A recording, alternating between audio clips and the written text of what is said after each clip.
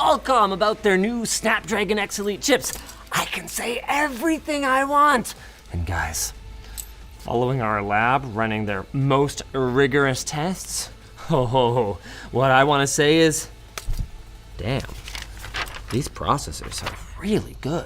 We got our hands on two of the machines that are supposed to dethrone AMD and Intel with performance and efficiency that is unheard of in a Windows laptop. Both the sheer efficiency and the shocking day one completeness of the entire package. You're looking at Baldur's Gate 3 running on an AMD powered system and on a Qualcomm system, and shockingly, the results are nearly identical. So of course, the first big story here is performance.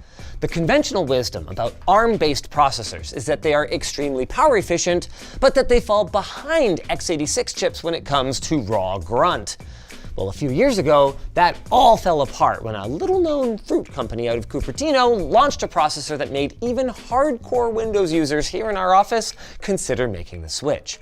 It was a huge blow to Microsoft and their partners who were caught with absolutely zero response to the wombo combo of class-leading performance and unheard of battery life. That is, until now, because Windows just had its M moment. Why don't we let the battery life results tell you how that went? Our Asus VivoBook S15 lasted over 14 hours away from the wall, with our HP OmniBook X able to crack 15 hours.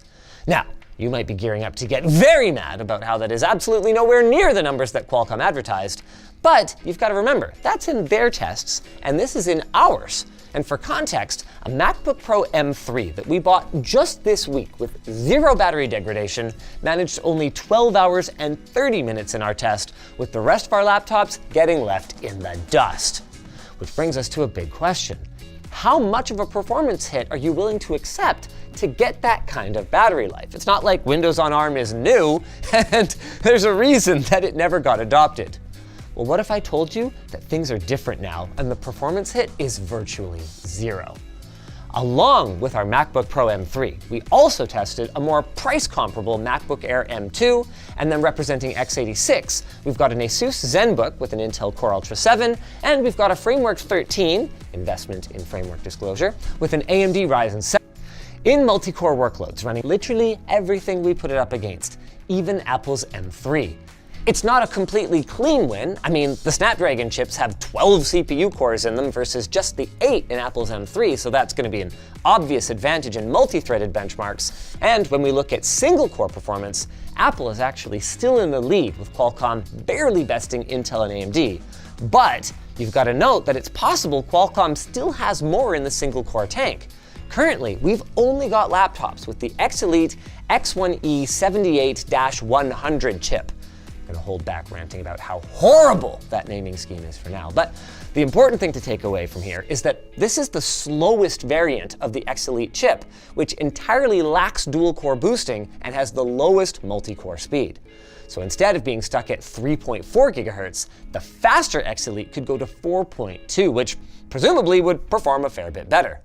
With that said, it's currently very difficult to get reliable clock speed and power info from these chips, so we just gotta kind of guess what exactly is going on under the hood. What we do know, though, is that we have multiple performance profiles on the Asus VivoBook S15, and we tested everything at both 35 watts and 50 watts, with multi-core performance and Cinebench increasing by 17% for that 43% increase in power, meaning that although more power does mean they can go more faster, there are certainly diminishing returns after 35 watts. But of course, this is workload dependent, and that's why Handbrake is so interesting. In this benchmark, the Snapdragon X Elite once again comes out on top in both X264 and AV1 encoding, which is great, but doesn't paint the whole picture. For that, we need to take advantage of the fact that Handbrake is available in both ARM native and x86-64 versions. This allows us to look at the performance hit from emulating a more traditional laptop architecture, and ooh, 40% in both X264 and AV1? That is a lot more than the 10% figure that Qualcomm was throwing around. And the same goes for Blender, where x86-64 emulation caused a 26% hit to performance. With that said though, Even with that performance penalty, the Snapdragon X Elite was still able to hang with the competition while leading the way when we were running it natively.